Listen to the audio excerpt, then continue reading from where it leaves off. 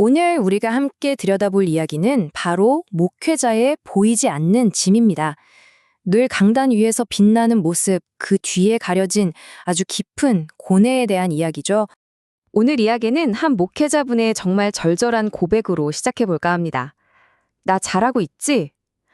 이 말 사실 우리 모두 마음 한구석에 품고 사는 말이잖아요. 인정받고 싶다는 이 마음. 그런데 이 마음이 목회자들을 어떻게 옭아매는지 지금부터 한번 깊이 들여다보겠습니다. 자, 이 숫자 한번 보시죠. 21%. 이게 뭘 의미하는 숫자일까요? 바로 코로나19 팬데믹 이후에 우리나라 소형 교회 목회자 5분 중 한 분이 나 그냥 목회 그만둘까? 하고 심각하게 고민했다는 비율입니다. 정말 충격적이죠.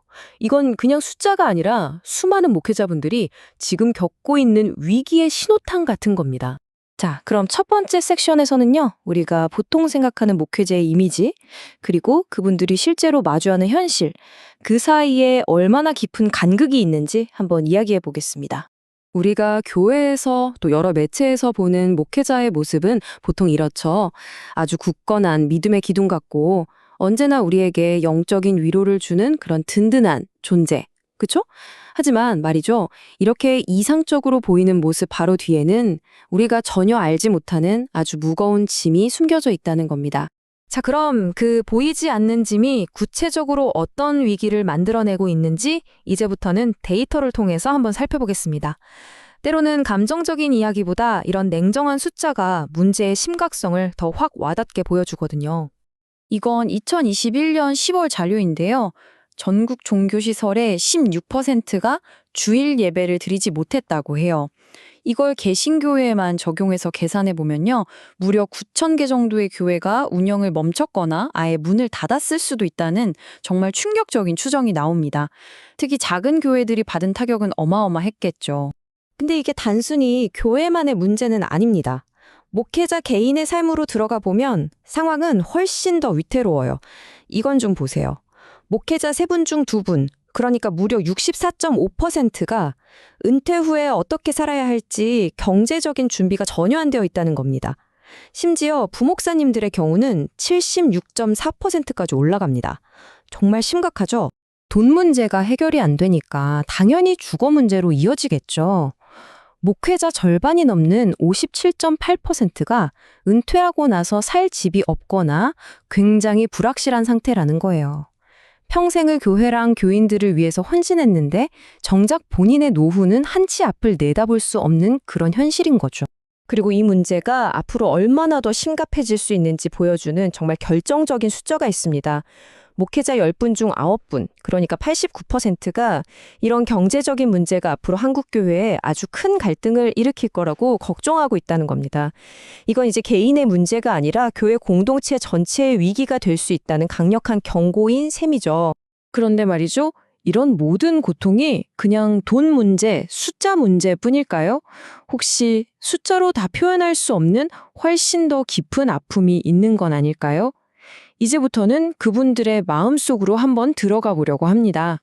세 번째 섹션으로 넘어왔습니다. 바로 목회자들이 겪는 마음의 병, 우울증과 번아웃에 대한 이야기입니다. 바깥에서 오는 압박이 어떻게 내면의 상처가 되는지 한번 살펴보시죠.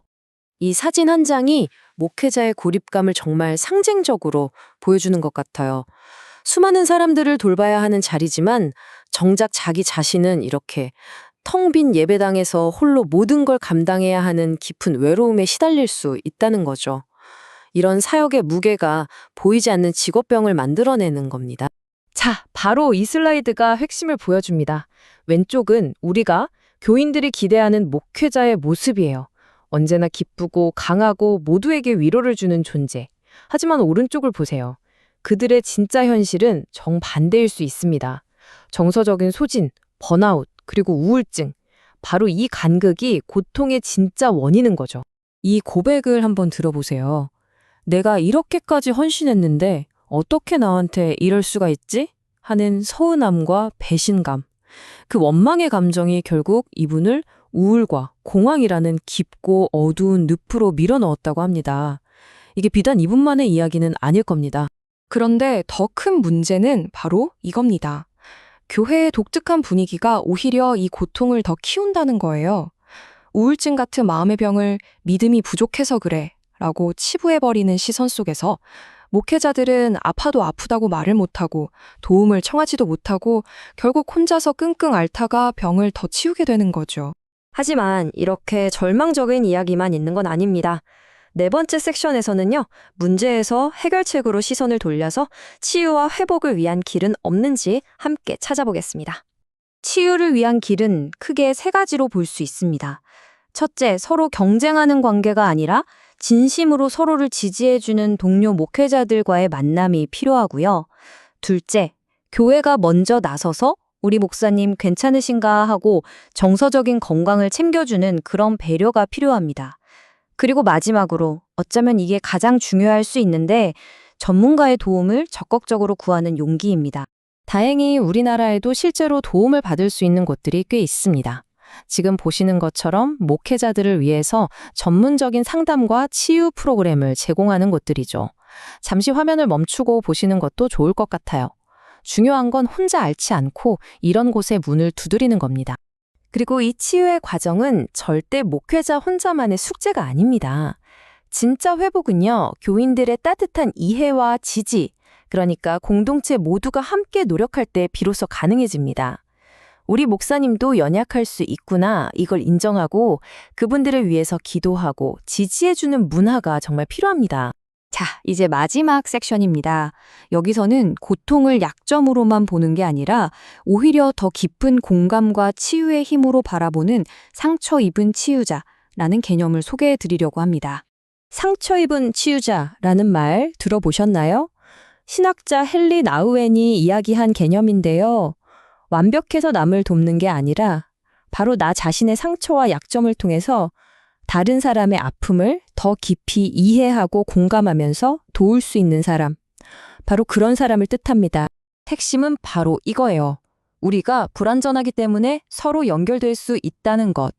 목회자가 겪은 고통과 상처가 오히려 성도들에게는 더 큰 위로와 힘이 될 수 있다는 역설.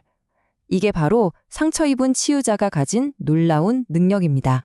결국 이 모든 이야기는 목회자 한 사람의 문제에서 끝나지 않습니다. 보시는 것처럼요, 지도자 한 사람의 개인적인 안녕과 건강은 그가 이끄는 공동체 전체의 영적 건강과 절대로 떼어놓고 생각할 수가 없거든요. 리더가 건강해야 공동체도 건강한 법이니까요. 마지막으로 이 질문을 여러분께 던지면서 오늘 이야기를 마무리할까 합니다.